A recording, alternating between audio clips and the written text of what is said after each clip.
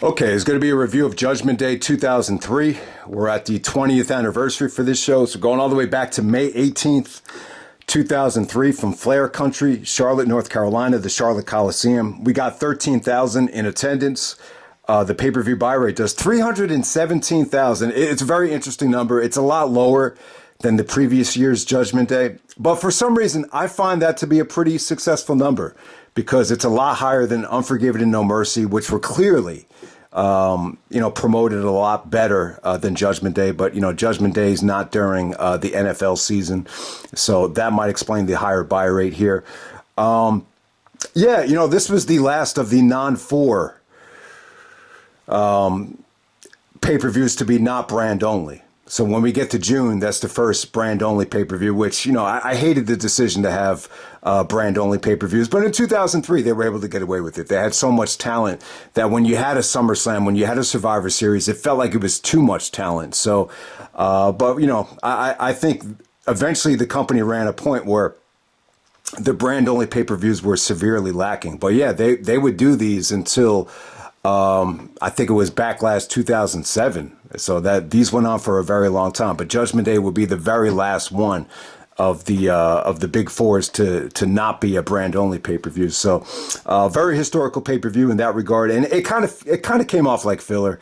This pay-per-view had a very weird feel to it. It wasn't bad, but it just felt a little bit, it just felt like it was just kind of thrown together. There was only 3 weeks of build, so you have that going on there. At the same time, you got Booker T on the cover here for Judgment Day. That kind of leads me to believe that there were plans to give him the title.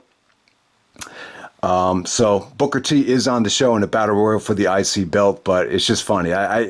You just assume that he was probably going to have a title reign if they wanted to promote, Booker T on the poster here. So yeah, man, let's get right down to it.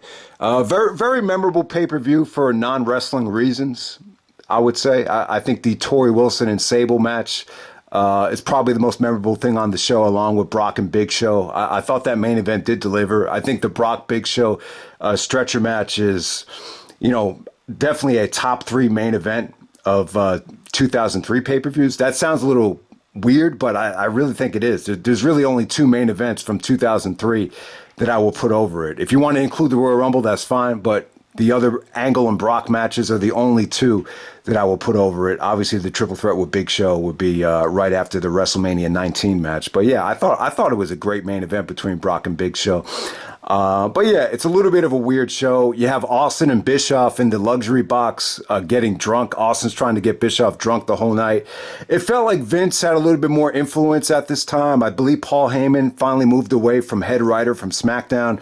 So it felt like Vince and Kevin Dunn were very, pro a lot of these skits backstage, which ate up a lot of the bulk of the pay-per-view. So just not a very good pure wrestling show. At the same time, you have the Vince McMahon storyline stuff with Hulk Hogan as Mr. America and Roddy Piper, and Zach Gowen. I just didn't care for that stuff. I think this is some of the worst stuff from 2003.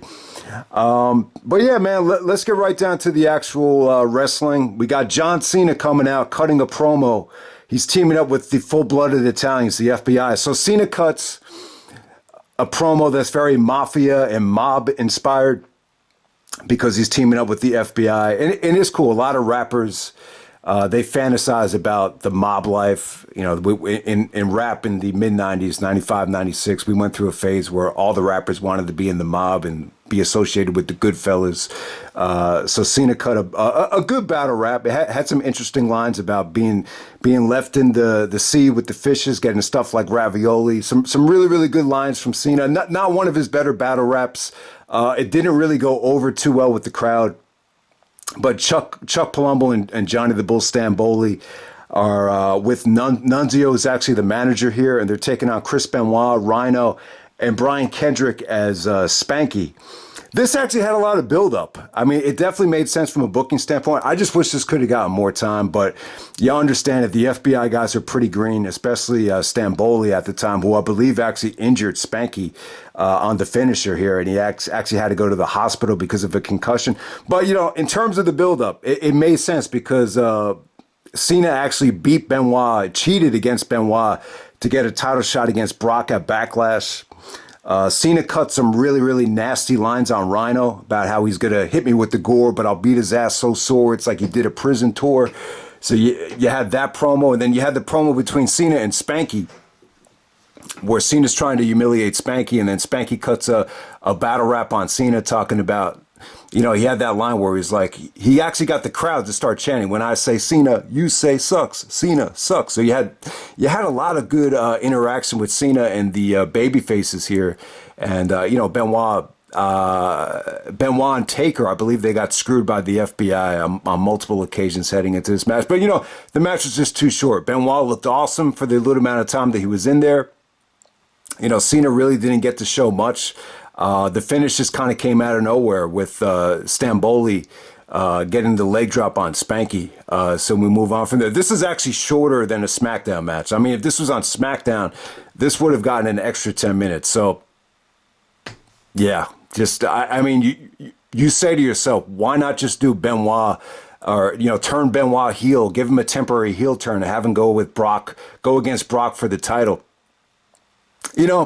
I thought about that, and that would have been cool, but at the same time, when you think about it long-term booking-wise, it really would have devalued, Benoit winning the belt at WrestleMania 20. I think everyone could agree with that, so we'll move on from there. Next up, we have La Resistance of Sylvain Grenier and Rene Dupree.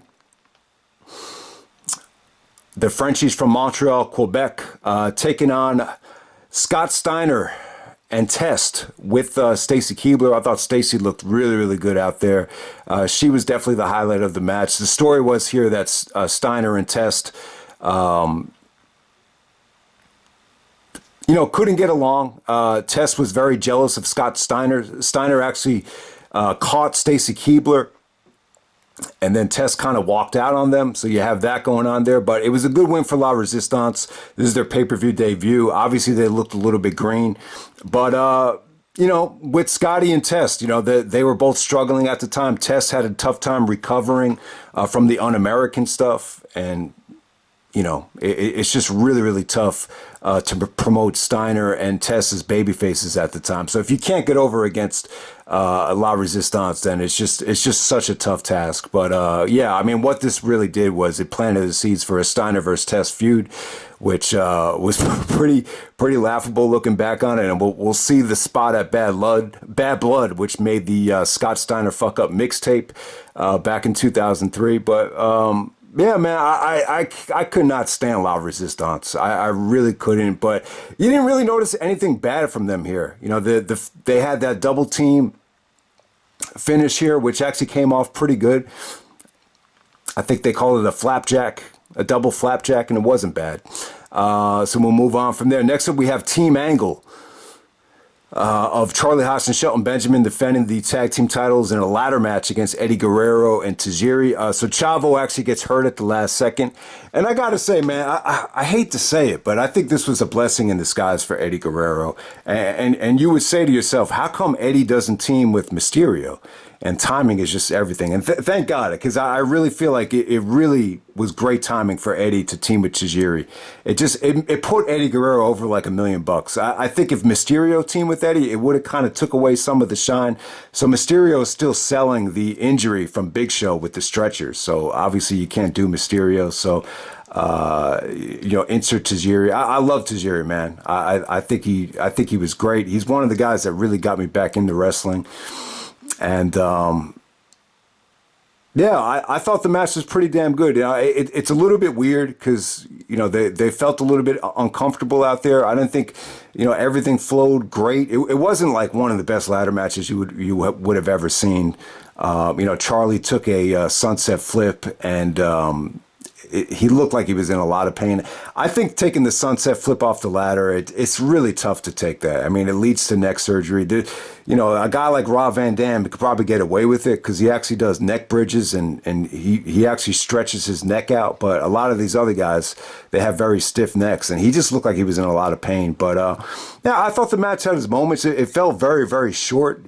For someone that's not comfortable wrestling in ladder matches, like Eddie had said in the past, he was the MVP in this match, and once again, he had another great ladder match. I think he had a ladder match with X-Pac in WCW, and he was really upset by it, and he was really nervous when he wrestled RVD. But this one, it went really, really well. I mean, the frog splash off the ladder, almost off the top of the ladder, it looked really, really good. It's tough to really get your full body to rotate with the frog splash when he's actually looking like a frog, but he was able to do it here. I thought it came off great. Tajiri with the mist on Shelton Benjamin. Shelton actually hit his finisher where he jumps over Charlie Haas, and they did that over the ladder, so that looked really, really cool. Man. So it definitely had its moments. It felt a little bit forced. It felt a little bit rushed, but the decision to put Eddie with Tajiri was gold because it led to Tajiri and him losing the belts. And when they lost the belt, Eddie actually suplexed him through a lowrider. And I just feel like that was the moment where Eddie really connected with the fans because it was one of those forced heel turns that just didn't work. And the fans got behind Eddie even more. And then when they decided to go full-blown babyface with Eddie in El Paso when he did the battle rap with Cena, the fans just really got behind Eddie to another level. So I think it was kind of a blessing in disguise not to have Chavo here and having Tajiri replace him because it looked like Eddie kind of, was able to captain the ship and really kind of win it by himself, even though Tajiri was great here. The missed spot was entertaining.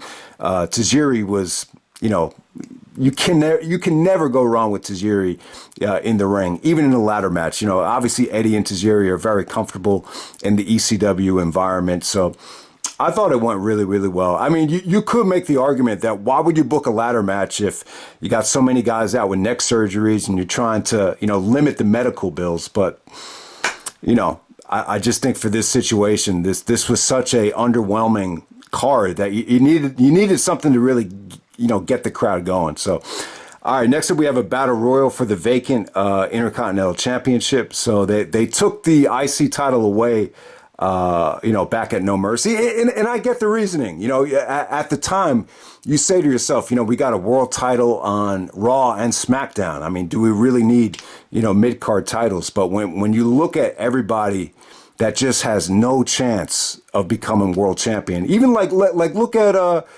current day WWE, like look at Mustafa Ali, like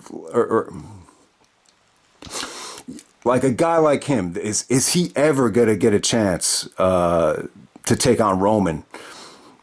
Someone that's been champion for almost 4 years. It's just like, no. So you got to give some of these younger guys something to strive for. So it's definitely a good thing that they brought the IC title back here.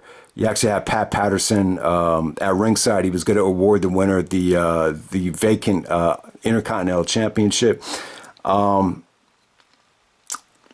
So they all ganged up on Kane. I'm not going to run through everybody in the Battle Royal. Maybe I should. All right, so I have the whole list right here. So we got Lance Storm, Kane, Test, Val Venus, Rob Van Dam, Goldust, Chris Jericho, Booker T, and Christian. The match was very, very short. Within the first 2 minutes, pretty much everybody got eliminated except Christian, Jericho, Booker T, and Goldust. They ganged up on Kane right away to make that a little bit more believable. Kane was going to unmask in a couple of weeks, so it didn't really hurt him that much. It didn't really matter at that point. RVD actually gets eliminated by Jericho. Jericho does the springboard drop kick to RVD, which actually looked pretty cool. But once again, you could just feel it at this point. They waved the towel. I mean, they gave up on RVD big time at this point, which definitely kind of sucks. But it is what it is right there. But yeah, you had some fun interaction between Booker T and Goldust. After Book did the spin-a-rooney, Goldust tried to eliminate him, and Booker T was like, "What the hell was that? What the hell was that?" And they were laughing about it. It was just a joke. So, but Booker T still eliminates Goldust after he tried to eliminate him. So I thought that was pretty cool. So you got Christian and Jericho ganging up on Booker T. Booker T puts up a good fight. Jericho's nose gets all bloody from a Booker T kick. So if you notice, the next night on Raw during the Flair celebration, if anyone was curious why Jericho had the Band-Aid on his nose, it was from this match right here. But I gotta say, I thought this was pretty good. I probably like this a lot more than most people. I thought this was huge for Christian. This whole match and the very next night on Raw was huge. And so Jericho actually goes for the lion salt. It looks like they're working together. And then as Jericho's hits the ropes on the lion salt, Christian just throws him over the top rope. And yeah, man, Jericho sells it great. Like, he looks like he was betrayed. Great facial expression from Jericho. And we get Booker T and Christian one-on-one. Somehow, some way, the referee gets knocked down and does not see the Booker T win. So Christian actually punches Pat Patterson after Pat Patterson looks like he's going to award the title to Booker T. So Christian comes back in the ring and eliminates Booker. This is really tough to execute. It really is tough to execute this with, making everyone go home happy. But yeah, Christian dumps Booker T over the top rope as the referee wakes up. So Christian wins the Intercontinental Championship, and this kind of jumpstarts the Christian and Booker T rivalry over the IC title.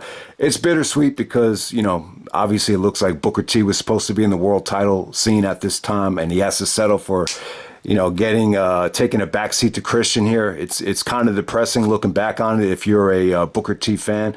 But it was great for Christian, though. He came out on the highlight reel the next night with the IC title and a brand new haircut. And I'll tell you, man, it's the magic of a haircut sometimes, or the magic of shaving your head. There's just so many guys that have benefited from changing their look or trimming their hair. Very few guys would you say, oh, he should have kept the long hair. I think Shawn Michaels and Brett are two that come to mind. You just can't see them with short hair. Even Jericho kind of made the short hair work. But, Christian is one guy. He even said, like, when he looked back at old shots with the long hair, he used to cringe. And I would agree. I just think, Christian getting a haircut and changing his look really kind of took him from mid-carder to, main eventer. I really think it did. And it just seemed like Christian got more and more confidence, better mic skills. Him and Jericho did some really, really fun things once again throughout the summer. And it was just a huge win for Christian. There was, when the referee did get knocked down, there was a lot of Goldberg chants. I believe Christian and Goldberg, they were feuding at the time. They cut some promos together on the highlight reel, and I think Goldberg squashed Christian in a cage match. Okay, so now we move on to, I got to say, probably the most memorable thing of the night. And I know this isn't for everybody. Bret Hart even said it. You shouldn't watch wrestling for sex. But, you could argue both ways that it's healthy to see a match like this from time to time. So we got Torrie Wilson taking on Sable. So Sable comes back to the WWE after WrestleMania. So, Torrie had done Playboy. So it made sense to bring Sable back. So this was the Playboy centerfold taking on a Playboy centerfold in a bikini match, or bikini challenge, with Taz as the special host. Jerry Lawler wanted to host it, but we saw a whole bunch of facial reactions from Jerry during the match. So there's a lot of cutting to Jerry the King Lawler during some of the great shots of the bikinis here. But I got to tell you, man, this is a bit much. It really is. I mean, it's really hot. I got to say, Sable looked like $1 million. Sable actually looked more toned and in better shape than Torrie. But, let's give Torrie credit, though. She was on the road the whole year, so it's a lot tougher to eat right and train when you're on the road. Sable was probably living in the gym in Miami, before she got hired back. So Sable actually got the better reaction. She was wearing a thong. She was a little bit more tan. So she got the better reaction at first, but then Torrie took off the regular bikini, and she was in like a glitter thong. She had glitter bra on and like a glitter thong where you could barely even see anything. So I thought Torrie actually looked even hotter than Sable, but Sable definitely looked more toned. It's an incredibly hot match. This might be like one of the hottest moments. I definitely think it's the hottest moment in WWE history. I think the only thing that it probably compares to is Sable and Jackie when Sable came out with the fingerprints on her tits. That got a lot of attention. I remember people were talking about that at practice and open gyms that summer. So that probably got more attention than this because not as many people watched this pay-per-view. But I'll tell you, I remember the pay-per-view party. It was a little bit awkward, just seeing guys. You could tell guys were getting turned on and getting horny while the match is going on. So yeah, if you're gonna rate this thing, someone used to rate stuff on a bonometer from a 1 to 10. So if there's a boner meter, whatever you want to rate it, this would definitely be a 10.0. So I got to say, it's a hot match. There's a kiss at the end of it. Jerry Lawler's facial expressions make for a really funny environment. So definitely the highlight of Torrie Wilson's career, in my opinion. And yeah, man. So this might have been the pay-per-view where Sable and Brock hooked up. I got to say, Sable probably stole the show here from a crowd reaction standpoint. And then you got Brock going out there as a monster babyface. So, I guess the stars probably aligned for both Brock and Sable on this night. I don't know. It's not confirmed, but maybe this is where, Brock actually went after Sable. I just hope that he didn't do what he did with Terry Runnels, where he pulled his pants down in front of her. I'm sure this probably went a little bit smoother for Brock since they ended up getting married. So there we go with that. Next up we have Mr. America with Zach Gowen taking on Roddy Piper with Sean O'Hare. Yeah, man, there's a funny Jericho and Piper segment here where Jericho calls him 175 years old and Piper's, bashing him for, taking a talk show and running it right into the ground with the highlight reel. But to me, that's the greatest thing that came from Piper's return was that it gave Jericho the idea for the highlight reel. But yeah, entertaining segment between Piper and Jericho with Terry being the interviewer. She's another one that was busting out of her top. So if you love women, this is definitely the show for you. And not to mention we have a Trish match coming up. But this is the worst thing on the show. We're a far ways away from WrestleMania 1 with Hogan and Piper here. I was not a big fan of the Mr. America gimmick. I just think this is one of the worst things Hogan's ever been a part of. I didn't hear any boos for Hogan here, but it was just dead silent.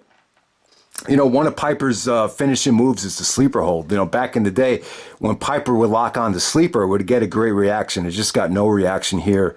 And I don't know, man, the Mr. America thing, it just felt very cartoonish to me. And I just don't think Hogan's heart was in it. The highlight of it was at Madison Square Garden where, he teamed up with Brock and Angle and the fans were going crazy. They wanted to see Hogan get the hot tag. And that kind of led to a, some bickering between Kurt and Hulk Hogan in real life. So that's like the most memorable thing that came from this Mr. America thing. But man, I don't know, man. I just thought this was bad in a lot of ways. I just think Vince, he didn't want to put Hogan back on television again. So this was just a nice way to, a creative way to get him back on. But I don't think it went over very well at all. This whole match was just done to set up Vince McMahon and Zach Gowen at Vengeance. I just remember Hogan was really negative after this whole thing fell apart. And I don't think Piper lasted much longer either. So horrible match. I would definitely say one of the worst. Yeah, this might be one of the worst matches of 2003, which covers a lot of ground because we got some pretty, bad matches on pay-per-view. So, definitely stay away from it. And we'll move on from there. Next up, we have Triple H taking on Kevin Nash. So Shawn and Flair come out. The problem with having Flair stay out there was he was going to get cheered like crazy as a heel. So you had to have Shawn and Flair just brawl to the back. So you got Nash and Triple H together. I got to say, I like the build up here. A lot of people crap on Triple H's promos at this time. That Backlash promo was hilarious with Jericho and Flair. I remember someone at the pay-per-view party said Triple H was the worst one. It was the worst one if you're going to judge it by comedy. But, Triple H's promo on Nash was great. It was serious. He talked about how Nash forced his hands, about the friendship and the loyalties with Shawn Michaels. He basically said, you don't want to run up against me, and you made the decision. Just a lot of serious stuff from Triple H in that promo, which went very unappreciated. But when you cut a serious promo and you edit it back in the video package, it's that much more effective, and that's what happened here. But it was cool, man. I think I like the Nash feud a lot better, obviously a lot better than the Steiner stuff, and I would even say it's better than the Goldberg stuff. I think when Triple H feuded with Goldberg, I think his body was really breaking down, and I think those made for crappier matches. But I just think the story was pretty good here with, Triple H being excited that Nash was back, but, Nash wanted everybody to get along, but Triple H is like, all right, we could be friends, but I just want to let you know it's never going to be over between me and Shawn Michaels. So Nash was just very indecisive about who he was going to choose sides with, and that led to Triple H giving him a low blow and knocking him out with the sledgehammer at Backlash. And then you got a great highlight reel between Kevin Nash and Chris Jericho, where Nash comes out all pissed off, and it's in Canada too, so. This was a really bad decision because the fans started turning on Nash here. He's like, "Shut up, Jericho! Shut up!" He's like, "What Triple H tried to do to me, he tried to cave my skull in, but I'm still standing. I'm right here. Triple H, you're a dead man." So then Triple H comes out. Jericho hits Nash with the low blow, and you get them fighting all over the streets of Canada and Halifax. So it was pretty cool, but a lot of these times when they're in Canada, the fans would turn on the baby faces quite easily, and that's what they did with Nash here. So I actually, I didn't mind this match. I thought this would be a lot worse. I just remember this just being more of a fight. I just remember it just being a DQ and just more of a brawl. But while they were in the ring together, I thought Triple H looked good. He bumped well for Nash. He bumped for the big boot. Nash took a horrible pedigree. But other than that, there was a pretty interesting shot into the exposed turnbuckle. Earl Hebner took a beating here. Nash was just more focused on destroying Triple H than actually winning. But yeah, Triple H was getting beat, so he took out the sledgehammer. So Earl calls for the DQ. Nash actually pushes Shawn Michaels. He actually takes Shawn and just shoves him, and he puts Triple H through the announce table, which is actually right by the Titantron area with Jim Ross and Jerry Lawler. And really nasty looking jackknife through the table where Triple H's neck looked like it takes the brunt of the black part of the table shot. But it was pretty interesting. They tried to build Nash up like he was a monster. This was Nash's first title shot on a WWE pay-per-view, I think, since Good Friends, Better Enemies. So it was quite the journey to get Nash back in this scene. And they tried to hype it up like Nash was a killer and Nash was dangerous. Stephanie, even Stephanie breaks character and wishes Triple H good luck before the match just to give it more of an important, type of feel. So I like that about the match. But at the same time, if you want to be negative on this thing, you could just say, what is it with these guys just sitting out a couple years and getting paid and coming right off the couch and just getting title shots automatically? So if you look at it from that point, it's all about popping a buy rate, popping a number. But with the Nash stuff, you had a good storyline here. You definitely had the Click, the whole situation with the Click made for a good story. And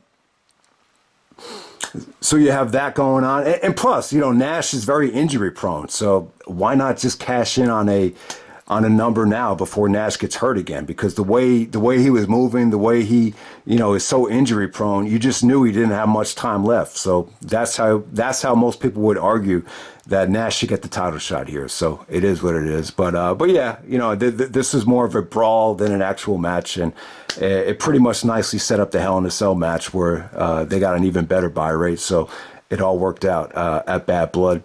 All right, next up we have a Fatal 4-Way match for the Women's Championship. We got Jazz with Theodore Long taking on Jacqueline, Trish Stratus, and Victoria. They don't even get 5 minutes, but I liked it though. I thought it was good. Trish was great here. I don't know if this is the first time she busted out the Matrix, but that got a huge pop. She tried to do a bulldog, and she actually, on the bulldog, they actually tossed her out of the ring, and she fell on her face, and she got all bloodied up in the mouth. There was a nasty looking DDT from Jazz to Jacqueline.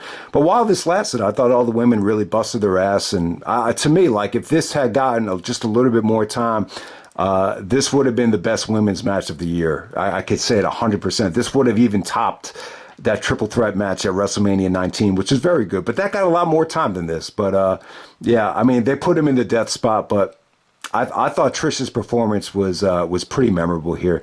And then we get to the main event. We got Brock Lesnar defending the WWE Championship against the Big Show in a stretcher match. So this is the first time we've seen a stretcher match on first time you've seen a stretcher match in the WWE since Andre the Giant and Killer Khan from 17 years ago. If anyone wants to check that match out, it's actually on the Judgment Day DVD as an extra.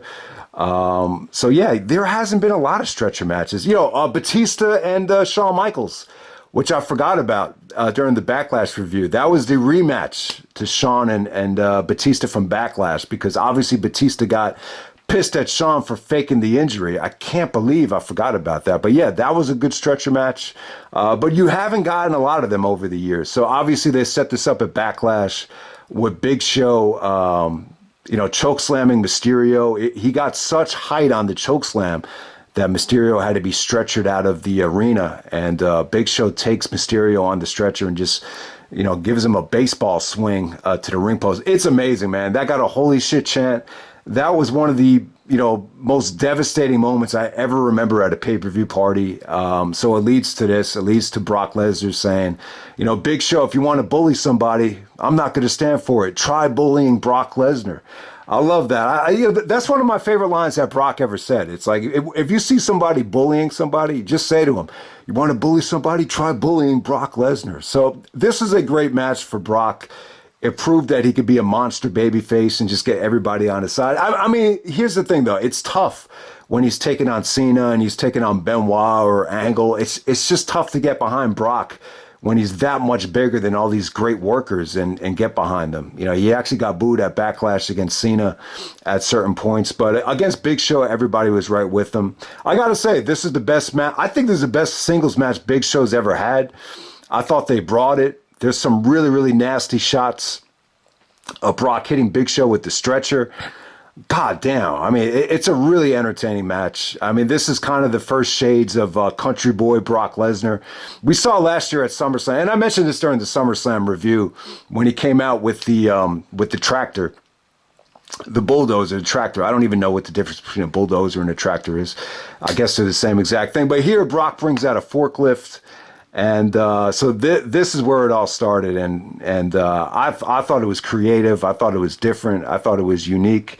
And Brock is a great high flyer. I mean, I don't mean to throw shade at Triple H, but they're both champions at this time. But one of the biggest differences between Brock and Triple H is just how powerful Brock's legs are. I mean, he was able to do the shooting star press at will back in OVW. When you're in the main event of WrestleMania, you're dealing with nerves and everything like that. But just look at the distance Brock got when he jumped off the forklift and gave Big Show to lariat into the ring. He got up so high. He's got huge, powerful legs, Brock Lesnar. And God damn, have you ever seen the Big Show get vertical suplex like that? That was an incredible suplex from Brock to Big Show. I mean, you've seen Big Show get suplexed off the top rope, but never suplexed off of his feet in the ring. So that was incredible. He hits it. That must have taken a lot out of Brock because he couldn't get him up for the F5. It was more of an FU. And obviously he puts Big Show on the forklift. But it was a good match, man. It was creative. The cheesiest part of the match, though, is when Brock is choking out Big Show. And this must have been a Vince call. Vince must have told him, try to suck up to the crowd while you're choking out Big Show, because that was kind of a heel thing to do. But yeah, man, give the Big Show credit to be that heavy, 500 pounds, and take that kind of a beating. There's not many people could have survived that and get back on the road after that. So I thought this was an incredible match right here between Brock and Big Show. This is one match I would always go back to. Like when I really wanted Brock to come back in the summer of 2005, when he was actually going to come back. He said, I want to put my working boots back on, but they couldn't come to a deal. They couldn't come to an agreement or whatever. I know Brock hadn't really proved himself in UFC yet. Like, this is the one match that I wanted to pop in and get my Brock fix from, because everything came off great here. He ended up winning the PWI 500. This is a great year for Brock. But I think, when Angle came back, I don't know, man. it was just very difficult to keep Brooke and Brock Lesnar as a face with the talent pool that they had. But against someone like Big Show and against someone like an Albert, and maybe you could have turned other guys heel for Brock to feud with, looking back on it. But yeah, man, that was definitely a great match. You definitely had some fun stuff on this show. The bikini match, I love women. I love, some of the divas that they had at the time: Torrie, Stacy, Sable, Trish. These are still like some of the hottest women I've ever seen. So yeah, you definitely, this will definitely satisfy your craving if you love WWE divas. You got some really, really nice gimmick matches here, but the Mr. America stuff was pretty bad though.